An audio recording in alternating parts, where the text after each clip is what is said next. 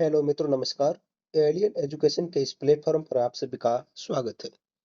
आज हम इस वीडियो में जानेंगे कि वरिष्ठ अध्यापक भर्ती 2025 जो भी आ रखी है, उसमें साइंस विषय को लेकर किस प्रकार तैयारी करनी है। और इस विषय को लेकर कई विद्यार्थियों को भ्रम है कि हम तैयारी कैसे करें कि दोनों पेपर अच्छी तरह से मैनेज हो जाए और आसानी से सिलेक्शन हो जाए। तो हम इस वीडियो में खास तौर पर उन विद्यार्थियों के लिए बना रहे हैं जो वो सेकंड ग्रेड साइंस को लेकर गंभीर विद्यार्थी है, यानी पिछली साल से एग्जाम दे रहे हैं, या फिर यदि नए विद्यार्थी हैं तो भी ये वीडियो आपके लिए काफी हेल्पफुल होने वाला है, क्योंकि इस वीडियो में हम जानेंगे कि किस प्रकार के क्वेश्चन आपको अटेंड करने हैं, कौन कौन सी ध्यान रखनी है, गलतियां नहीं करनी है, कौन कौन से इंपॉर्टेंट टॉपिक जिसके ऊपर आपको फोकस करना है। और इसमें ये भी जानेंगे कि कट ऑफ का क्या मामला रहता है। तो ये वीडियो यदि फ्रेशर हो तो भी इम्पोर्टेंट है, और यदि काफी सालों से तैयारी कर रहे हैं तो भी इम्पोर्टेंट हो जाता है, क्योंकि इसमें हमने संपूर्ण जानकारी एक साथ जानी है कि कौन से टॉपिक इम्पोर्टेंट है, कितने नंबर का है, और हर बार उससे कितने क्वेश्चन आ रहे हैं। तो संपूर्ण जानकारी इस वीडियो में जानेंगे। तो शुरू करते हैं। सबसे पहले देखो कि आप सभी जानते हैं कि इस बार हमारे नोटिफिकेशन निकला है पोस्ट का, वो है 1355 पोस्ट के लिए, जिसमें नॉन टीएसपी की 100 पोस्ट है, ये गलती से 1000 हो गए हैं। तो और बताते हैं कि आपको सभी को जानते हैं कि प्रत्येक पेपर में आपको 40% अलग अलग लाना है। और कंपटीशन की बात करें तो यहाँ पर एक पोस्ट के लिए 145 स्टूडेंट के लिए कंपटीशन है, लेकिन आपको बिल्कुल भी डरने की जरूरत नहीं है, क्योंकि साइंस वरिष्ठ अध्यापक भर्ती में कंपटीशन केवल इस बात का है कि आप कितना पेपर में कर पाते हो, क्योंकि ये मैटर नहीं करता है कि कितने फॉर्म भरे गए हैं और कितने नहीं। तो ये आप अच्छी तरीके से जान गए होंगे। आगे बात करते हैं थोड़ी पेपर के बारे में। तो ये भी आप अच्छी तरीके से जानते हैं, लेकिन फिर भी थोड़ी बात कर देते हैं कि टोटल इस वीडियो में हम केवल और केवल सब्जेक्ट पेपर के ऊपर ही बात करेंगे, मतलब साइंस वाले पेपर की। तो टोटल कितने क्वेश्चन होते हैं? 150 क्वेश्चन होते हैं। एक क्वेश्चन 2 नंबर का होता है, तो इस प्रकार कितने अंक का हो गया? 300 अंक का हो गया। अब हमने इस पेपर को थोड़ा सरल बनाने के लिए इसको पहले जो आरपीएससी के अनुसार अंकों का डिवाइडेशन किया गया था, यानी जैसे इस बार तो 22 के बाद में अंकों का डिवाइडेशन नहीं है, मतलब सीधे क्वेश्चन कहीं से आ सकते हैं। लेकिन 2022 से पहले क्या हुआ था कि अंकों का डिवाइडेशन किया गया था, मतलब एक तो सेकेंडरी लेवल और ग्रेजुएशन लेवल को। इसके आधार पर हमने भी इस वीडियो में डिवाइडेशन किया है कि कौन से टॉपिक में कितने क्वेश्चन आ रहे हैं। एवरेज के तौर पर देखा जाए तो जीव विज्ञान बायो की क्वेश्चन 45 से 50 के आसपास आ जाते हैं, और केमिस्ट्री तो 40 से 42, और भौतिक विज्ञान या फिजिक्स की बात करें तो 37 से 40 एवरेज के तौर पर। और टीचिंग मेथड हर बार 20 क्वेश्चन आते हैं, यानी ये एक मोटा मोटा क्राइटेरिया है कि किस भाग से कितने क्वेश्चन पूछे जाते हैं। अब हम क्या करेंगे कि ये तो नॉर्मल एवरेज इस आधार पर विभाजित किया गया है। मैंने पिछले जो 22 से लेकर संस्कृत विभाग है या जनरल सामान्य विभाग है, इन सभी पेपरों को देखने के आधार पर ये बनाया है, और एवरेज यही रहता है मेन एग्जाम में। और आपने इस वाले वैकेंसी में भी देखा होगा। लेकिन अब हम थोड़ी एक नई बात करते हैं। क्या कि होता क्या है कि वैसे आरपीएससी ने पहले डिवाइड किया था, जो कि 2022 से पहले वैकेंसी हुआ था, उसमें ये फिक्स किया हुआ था कि 110 क्वेश्चन हमारे सीनियर सेकेंडरी से आएंगे, और बाकी वाले टीचिंग मेथड के साथ में 40 क्वेश्चन ही आएंगे। इस प्रकार टोटल 150 क्वेश्चन आते थे। लेकिन पैटर्न को अभी भी देखा जाए तो एवरेज तौर पर यही होता है, लेकिन डिवाइड नहीं किया गया है। तो एवरेज के तौर पर देखा गया लगभग 100 क्वेश्चन, मतलब 100 क्वेश्चन हर बार किस लेवल के आ रहे हैं? सीनियर सेकेंडरी लेवल के आ रहे हैं। मतलब किससे आ रहे हैं? एवरेज के तौर पर देखा जाए तो केवल और केवल 11 12 की एनसीईआरटी को ही फॉलो किया जाता है, और 50 क्वेश्चन ग्रेजुएशन के। यानी ये डिवाइडेशन पेपर को आप एनालिसिस से भी कर सकते हैं। मैंने इस पेपर को इस वीडियो में पूरी तरह से एनालिसिस करके जो जो काम की चीजें लिखी हुई यहाँ पर लगे हैं। इस प्रकार एवरेज के तौर पर यदि आप केवल और केवल सीनियर सेकेंडरी को देखते हो तो 100 क्वेश्चन उसके पढ़ते हैं। यानी यदि आप ग्रेजुएशन वाले पोर्शन को भी नहीं पढ़ते हो तो भी आप एवरेज के तौर पर बहुत बढ़िया कर सकते हैं। कैसे करेंगे ये अब देखते हैं। अभी देखते हैं, जैसे कि यदि आप केवल और केवल 12th स्टैंडर्ड तक ही पढ़ते हो, यानी ग्रेजुएशन का झंझट नहीं करते हो, तो भी आप एवरेज 80 प्लस का स्कोर यानी बढ़िया स्कोर कर सकते हैं। अब देखो कि कोई पूछ सकता है कि कैसे? देखो कि मैंने ये पूरे पेपर का एनालिसिस करके ने के आधार पर ये लिखा है कि ये 100 क्वेश्चन किस प्रकार सीनियर सेकेंडरी से आ रहे हैं। जैसे कि केवल केवल एनसीईआरटी और आरबीएससी की बुक ही है, क्योंकि आपको पता होगा कि आरपीएससी पिछले सालों से केवल और केवल एक ही बात दोहरा रही है कि ऑथेंटिक बुक से पढ़ो। तो ऑथेंटिक के तौर पर हमारे पास एक तो एनसीईआरटी है या फिर माध्यमिक शिक्षा बोर्ड की आरबीएससी है। तो अब देखो कि आपने देखा भी होगा कि जो अभी जो पेपर हुआ है 2025 में सितंबर वाला, उसमें एवरेज के तौर पर बायो के 27 प्लस क्वेश्चन ऐसे हैं जो एनसीईआरटी 11 12 के सीधे से सीधे पूछे हैं। और केमिस्ट्री की बात करें तो केमिस्ट्री में एवरेज के तौर पर देखा जाए तो लगभग पूरे के पूरे क्वेश्चन एनसीईआरटी से ही पढ़ते हैं। केवल वो एक स्पेक्ट्रोस्कोपी और कोऑर्डिनेशन केमिस्ट्री के एक दो साल छोड़ दो तो लगभग पूरे में से 35 तो फिक्स ही है कि एनसीईआरटी और आरबीसी ही आते हैं। और फिजिक्स की बात करें तो फिजिक्स की दो पोर्शन है ग्रेजुएशन वाला। इस वीडियो में हम ग्रेजुएशन वाले की बात करेंगे। केवल और केवल एनसीईआरटी और सीनियर सेकेंडरी को ही यदि आप मजबूत करते हो तो आसानी से ये 18 प्लस क्वेश्चन हो जाएंगे। वो आगे हम देखेंगे कि किस टॉपिक से कितने क्वेश्चन आ रहे हैं और कहाँ से आ रहे हैं और कैसा है ये भी हम जानेंगे। और सबसे बड़ी बात आपको ये टीचिंग मेथड के 20 क्वेश्चन में एक भी क्वेश्चन का वो आपको छोड़ना नहीं है। मतलब पूरे में से पूरे अटेंड करने का मतलब ये नहीं कि बिन नो नहीं आ रहा तो भी करें, मतलब पूरे और पूरे सिलेबस को ही पढ़ना है और समझना है। क्योंकि आजकल सवाल सीधे रट्टा मार वाला नहीं आ रहे हैं, सीधे नहीं आ रहे हैं, समझ आधारित आ रहे हैं। मतलब आपको क्वेश्चन में प्रश्न पूछकर उसके आधार पर उद्देश्य भी पूछ सकते हैं। या फिर आपको पता होगा कि जिस प्रकार ब्लूम के टैक्सोनॉमी में जो उद्देश्य दिए गए तो उसमें किस प्रकार उसका उद्देश्य हो सकता है, वो सारी जानकारी इस टीचिंग मेथड में आजकल पूछी जा रही है। अब हम देखते हैं कि हम अब क्या पढ़ें कि हमारा सिलेक्शन हो जाए, क्योंकि हमारा मुद्दा एक ही है कि हमारा सिलेक्शन चाहिए। तो सबसे पहले आपको केवल एनसीईआरटी और आरबीसी को ही फॉलो करना है। यदि आपके पास से पहले से नोट्स हैं तो उस नोट्स को भी पढ़िए और साथ साथ में इसको ही पढ़िए। और यदि मान लीजिए आपको कोई टॉपिक समझ में नहीं आ रहा तो आप क्लास बेझिझक ले सकते हैं, लेकिन रट्टा नहीं मारे। रट्टा मारने से काम नहीं चलेगा, लेकिन कुछ टॉपिक है जैसे चल सकता है, जैसे फैक्ट आधारित, जैसे कि आपको पता होगा डिजीज वाले पार्ट में रोग कारक आते हैं। या फिर अभी जो नया टॉपिक वैज्ञानिकों वाला जुड़ा है तो उसमें वैज्ञानिकों का सहयोग है, तो वो आप रट्टा मार के या याद करके चला सकते हैं। लेकिन न्यूमेरिकल के लिए आपको प्रैक्टिस करनी ही पड़ेगी, वो केवल रट्टा मार से चलेगा नहीं। आपका माइंड सेट या प्रेजेंटेशन कैसा है उसके आधार पर ही होंगे। और इसके लिए क्या करना है, सबसे ज्यादा आपको पीवाईक्यू और न्यूमेरिकल पर फुल प्रैक्टिस करनी है। जब तक आप प्रैक्टिस में टाइम ज्यादा लगाओगे आप पेपर को हैंडल नहीं कर पाओगे। कहने का अर्थ है कि न्यूमेरिकल और पीवाईक्यू को फुल प्रैक्टिस करना है, तभी हमारा जो क्वेश्चन अटेंड करने की जो कैपेसिटी है या टाइमिंग है वो बच पाएगा। क्योंकि एवरेज के तौर पर देखा जाए तो अपने साइंस की बात करें तो जितना पेपर लेंथ दिया था उतना हमको टाइम मिलता नहीं है। इसलिए अपने आप को स्पीड को पहले से प्रैक्टिस के आधार पर बढ़ाना है।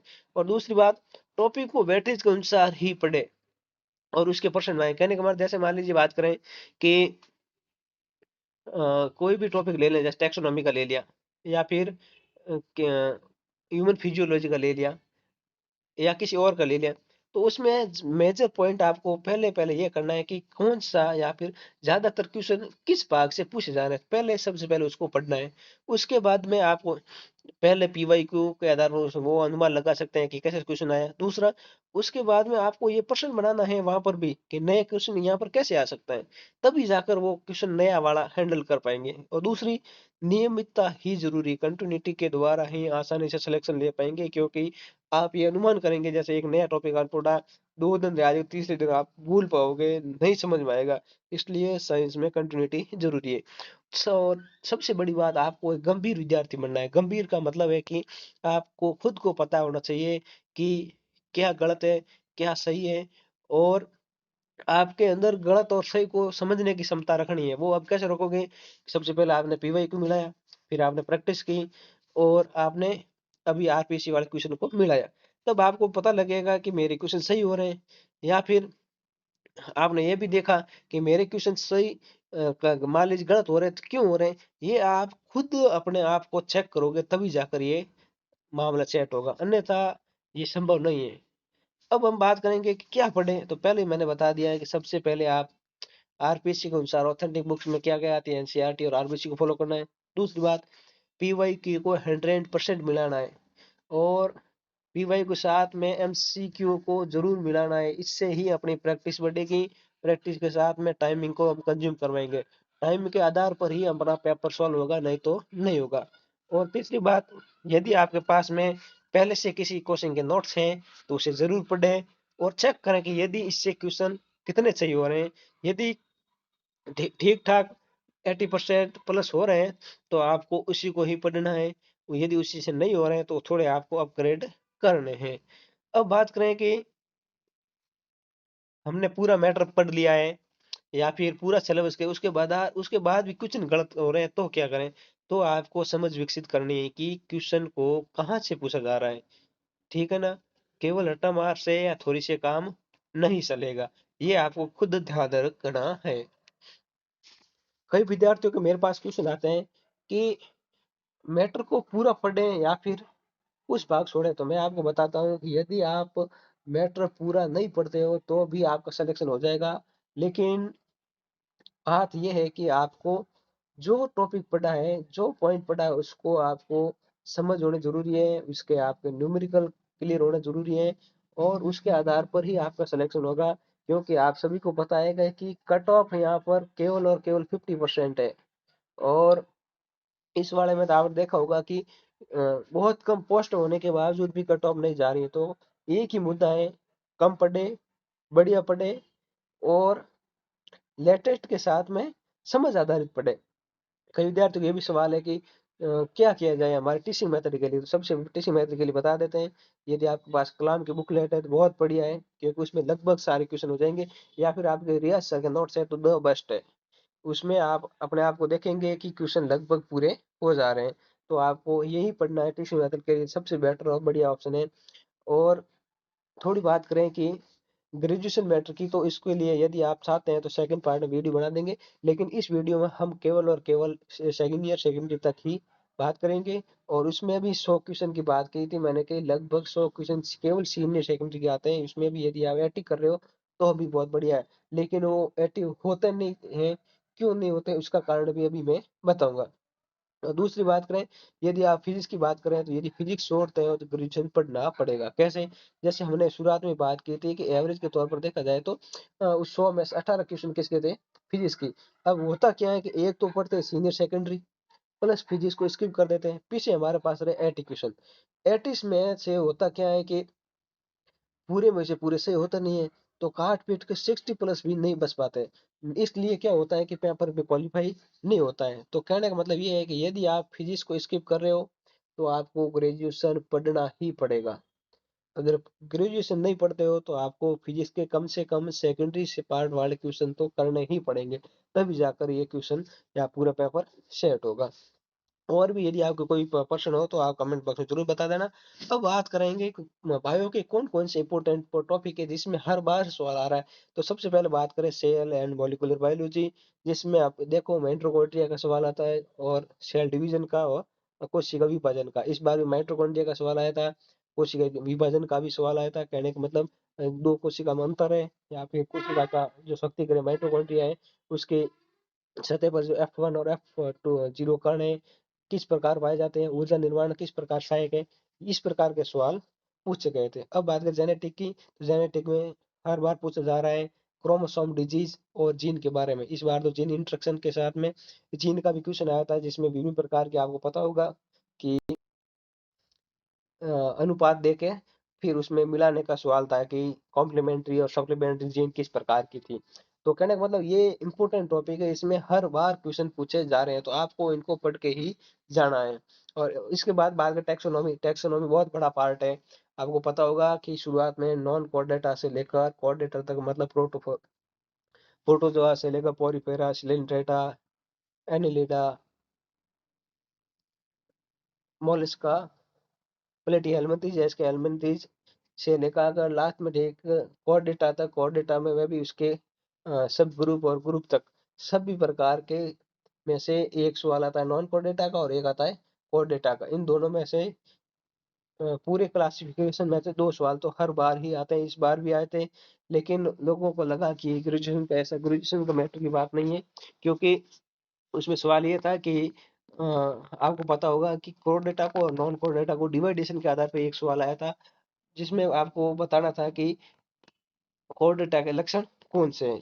अब बात करें टेक्सोनोमी प्लांट की, तो ये भी बहुत बड़ा पार्ट है, एल्गी टू लेकर टेरिडोफाइटा तक। लास्ट में आपको पता होगा फेनोलगम्स, क्रिप्टोगम्स, ये अपने टॉपिक हैं। और सीड प्लांट्स भी है जो कि ग्रेजुएशन का पार्ट है। लेकिन टेक्सोनोमी एल्गी टू टेरिडोफाइटा, इसमें हर बार टेरिडोफाइटा से एक सवाल आता है। और पिछली बार वैकेशन एल्गी से सवाल आया था कि इनमें से कौन सा प्लांट है या फिर कौन सा जीव है जो पृथ्वी की 50% ऑक्सीजन को एब्जॉर्ब करती है। तो वो एल्गी गण का उदाहरण था कि किस प्रकार एल्गी पौधे के रूप में ऑक्सीजन का किस प्रकार वायुमंडल में प्रदान करती है ये। और बायोटेक्नो का भी सवाल आता है, माइक्रोबायोलॉजी का तो आपको पता होगा, जैसे वायरस हो गया या बैक्टीरिया हो गया। तो पिछली वाली वैकेंसी थी संस्कृत विभाग, उसमें सवाल आया था कि निम्न में से कौन से वैज्ञानिक ने सबसे पहले जीवित कोशिका को देखा।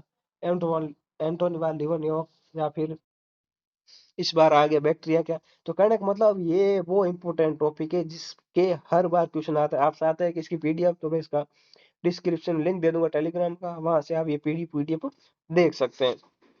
आगे देखें कि एल की और इन्वायरमेंटल एकदम इम्पोर्टेंट पार्ट है और नॉर्मल और सिंपल पार्ट है, लेकिन फिर भी इसके सवाल गलत कर देते हैं। आपको पता होगा आज अभी जो वैकेंसी हुई है 2025 में, 9 मतलब सितंबर को, उसमें से इसके 5 क्वेश्चन आए थे। पहला सवाल आया था वन्य जीव संरक्षण पर, जो आपको पता होगा डेजर्ट वाला आया था। एक आया था अपशिष्ट जल प्रदूषण, मतलब आपको पता करनी थी बीओडी किस प्रकार घटती है और किस प्रकार बढ़ती है। एक सवाल आया था खाद्य श्रृंखला और पारितंत्र को लेकर, एक घास का मैदान। और एक को पता होगा सीओपी, मतलब ये जो जलवायु परिवर्तन के प्रत्येक बार जो जितने भी सम्मेलन हो रहे हैं, ये आपको लेटेस्ट याद ही रखने हैं। जैसे पिछली बार आया था कि जो COP29 है, ये कहाँ हुआ था, तो आपको पता बाकू अजरबैजान हुआ था। तो अब आपको आगे की ध्यान रखना है कि COP30 है, ये कब होगा और कहाँ होगा। ये पार्ट आपको पता होगा कि अपने फर्स्ट पेपर के जो वर्ल्ड जियोग्राफी है ना, वहाँ पर्यावरण मुद्दे हैं, वहां पर भी है, तो वहां से भी इसको आप कवर कर सकते हैं। क्योंकि ये टॉपिक इम्पोर्टेंट है, छोटा पार्ट है, और आप आसानी से इसके हल कर सकते हैं। और 5 क्वेश्चन किसको बोलते हैं, मतलब 10 अंक केवल एक और इकोलॉजी और एनवायरनमेंट से। अब बात करें प्लांट मॉर्फोलॉजी और एनाटॉमी की, तो आपको पता होगा कि इस बार 2 सवाल आए थे इससे। एक आया था फ्लोम का, एक आया था आपको पता होगा कि जो काग और कागजन, मतलब एक बार बायोलॉजी में ये भी आपको ध्यान रखना है कि केवल और केवल आपको हिंदी पर निर्भर नहीं रहना है, क्योंकि आजकल जो सवाल इस प्रकार आते हैं जिसमें आपको इंग्लिश टर्म ही देकर, जैसे मान लीजिए ये सवाल मैंने आपको यहाँ ऐड किया है, आपको दिखाई दे रहा होगा कि किस प्रकार एक सवाल था कि निम्नलिखित में पांचवा में पुनर्विभेदन का उदाहरण कौन सा नहीं है। तो आपको ये पता करना पड़ेगा कि केवल हिंदी वाला नाम याद रखोगे तो ये सवाल नहीं होगा, क्योंकि यहाँ पर सीधा फेलोडर्म लिखा है, फेलोजन लिखा है, इंटर फेसिकुलर कैम्बियम लिखा है, तो ये पूरे इंग्लिश का ही ट्रांसलेटर हिंदी में किया गया है। तो अब आपको केवल हिंदी पर, जैसे हिंदी में इसका नाम क्या है पता है, काग, कागजन, इस प्रकार। तो केवल और केवल वो हिंदी वाला नाम ट्रम नहीं चलेंगे, इसमें इंग्लिश वाले का भी आपको पूरा ध्यान रखना है और उसको साथ साथ में पढ़ते रहना है, तभी जाकर ये काम चलेगा। अब बात करें अगले टॉपिक की, तो ये मैंने पूरे के पूरे पेपर को एनालिसिस करके किस भाग से क्वेश्चन पूछे जा रहे हैं लगातार उनको एक साथ यहाँ पर लिखा है, ताकि एक पढ़ते समय इन टॉपिकों को आप गहनता से अध्ययन करें। अब बात करें फोटोसिंथेसिस की, तो फोटोसिंथेसिस में सबसे पता होगा, हर एक बार सवाल आता है डायरेक्ट और लाइट रिएक्शन का, कई बार पूछा गया है, और इस बार भी ये पूछा गया था C3 और C4 प्लांट की। जैसे उसमें पूछा गया गया कि क्रंच एनाटॉमी है या क्रंच शारीरिकी है, वो किस प्लांट में पाई जाती है। और ये P1 और P2 की रिएक्शन हर बार पूछा जाता है इन टॉपिकों में। और ये जो सितंबर 2025 वाला था ना, इसमें भी ये क्वेश्चन लगातार तीनों के तीनों पूछे गए थे, इस फोटोसिंथेसिस वाले पार्ट भी। अगला सवाल करें प्लांट हार्मोन और ग्रोथ में इंपॉर्टेंट, तो सबसे पहले ग्रोथ ग्राफ आया था। आपको पता होगा, यदि आपने नहीं देखा है तो मैं आपको बता देता हूँ कि सवाल ये था कि पौधे का जो ग्रोथ वाला पार्ट में कौन सा भाग है जो सबसे ज्यादा वृद्धि वाले क्षेत्र में एक सीधी रेखा ग्रोथ दर्शाता है। तो उसमें पता है ऑप्शन था लेग था, लॉग था। तो आपको पता होगा जो लोगरिथम है, मतलब वो पार्ट है वो ग्रोथ वाला दर्शा रहा था।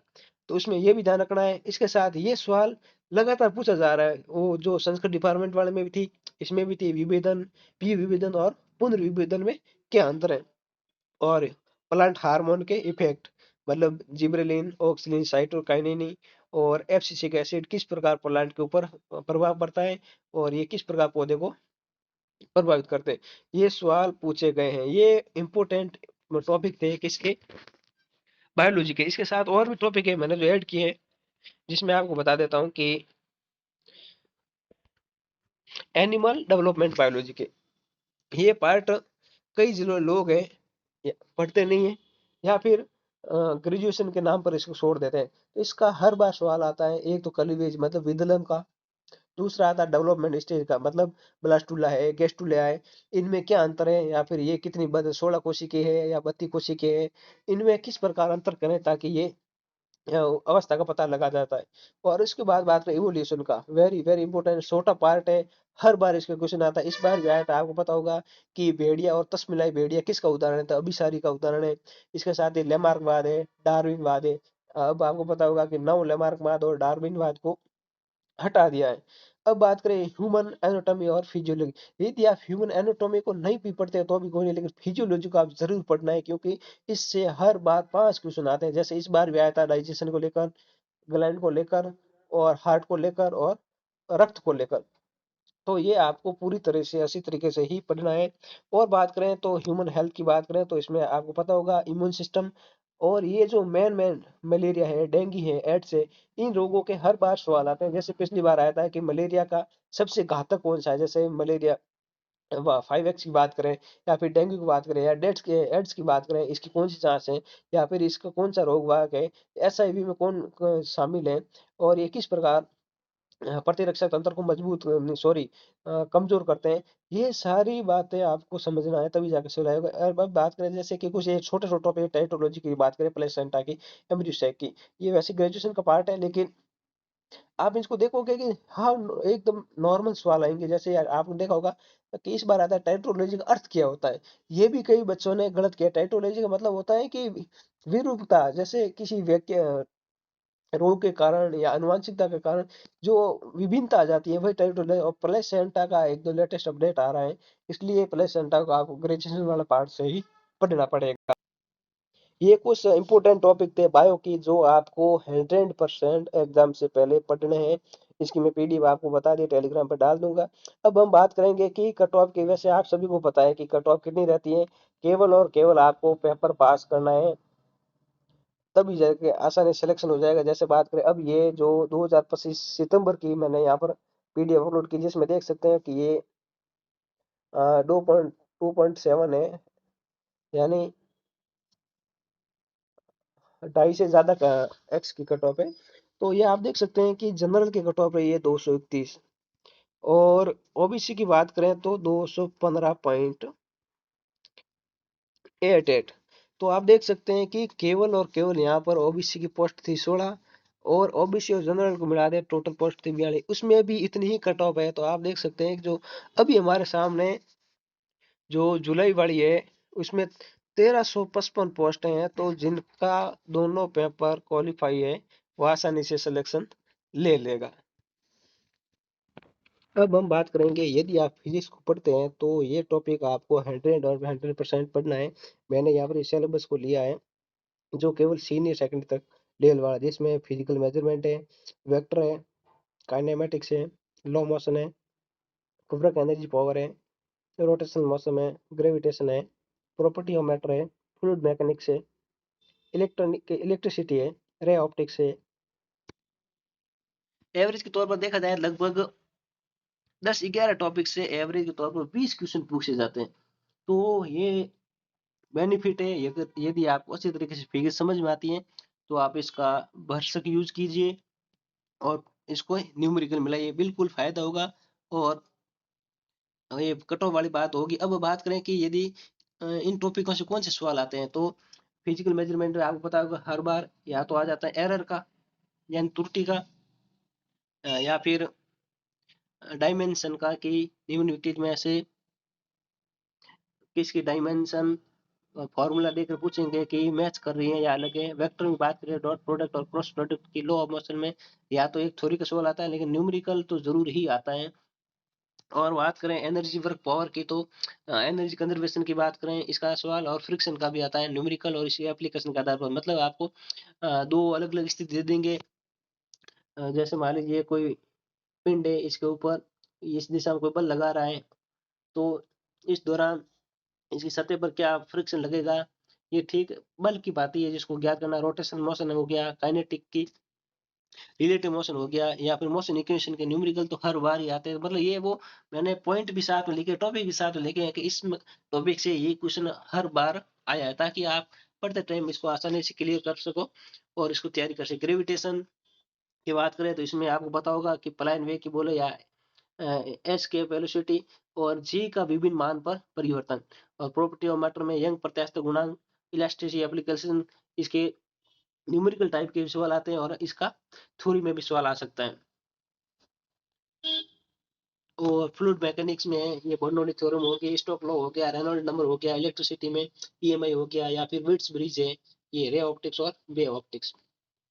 अब केमिस्ट्री की बात करें तो केमिस्ट्री में आपको पहले सबसे पहले एक ही बात है कि ट्राई करिए कि पूरे सिलेबस को पढ़ें, क्योंकि ये आपके लिए स्कोरिंग पार्ट है, प्लस इसमें आप पूरे में से पूरे नंबर तक ला सकते हैं, क्योंकि आपने देखा होगा कि बाकी सभी सब्जेक्ट के चेंज हो गए मैटर, या फिर मैटर की बात करें, या फिर मैटर की नहीं सॉरी पैटर्न की, तो इसमें आप देखोगे कि मैं दो चार इंपोर्टेंट कर रहा हूं जिसके हर बार सवाल आते हैं। जैसे ऑर्गेनिक केमिस्ट्री बात करें तो आईयूपीएसी नाम हो गया, एरोमेटिसिटी हो गई, हाइड्रोकार्बन बात करें तो एल्केन एल्किन और एल्काइन में इसकी आपको पता होगा फॉर्मेशन मेथड हो गया, रेडॉक्स अभिक्रिया में समानुपातन और समानुपातन हो गया, और पर एटॉम में तो आपको पता होगा हर बार सवाल आता है, एक तो क्वांटम में नंबर से, और राफबाउ या फिर अपवर्जन नियम है उससे, और एक सवाल आजकल वो भी आने लग गया है ज्यादातर कि मूलानुपाती सूत्र कौन सा है और उसका नया सूत्र किस प्रकार बनेगा। या फिर बात करें इसके अंदर की रेडिकल के सवाल हो गए, और मोल कंसेप्ट का सवाल भी हर बार आ रहा है कि ये आपको रिएक्शन दे देंगे, इसमें किसी एक का मोल पूछ लेंगे। केमिकल बॉन्डिंग में आपको पता होगा हाइब्रिडेशन, साइज शेप, और इसके जो मैग्नेटिक गुण है वो, और फाइजेंस का रूल है, इस बार भी आया था फाइजेंस का रूल के किस प्रकार एक सब्स्टिट्यूट बंधन में आयन बंटने के साथ घटते हैं या फिर बढ़ते हैं। तो ये वो इंपॉर्टेंट टॉपिक है जो इसके सवाल हर बार भी आ रहे हैं, जैसे ये सीनियर सेकेंडरी का और बात करें। और दूसरी बात, इसके लिए आपको एनसीईआरटी ही पढ़ना है, इससे ज्यादा कुछ नहीं है। एनसीईआरटी से ही आपका काम बन जाएगा, एक स्पेक्ट्रोस्कोपी और कोऑर्डिनेशन को छोड़कर। ये कुछ टॉपिक हैं जो मैंने पूरे सिलेबस को यहाँ लगाया है। मैं उम्मीद और आशा करता हूँ कि आपको ये वीडियो पूरी तरह से समझ आया होगा और कुछ सीखने को मिला होगा। तो यदि आपको कोई किसी प्रकार की समस्या हो तो आप कमेंट करिएगा। थैंक यू, मिलते हैं अगले वीडियो में।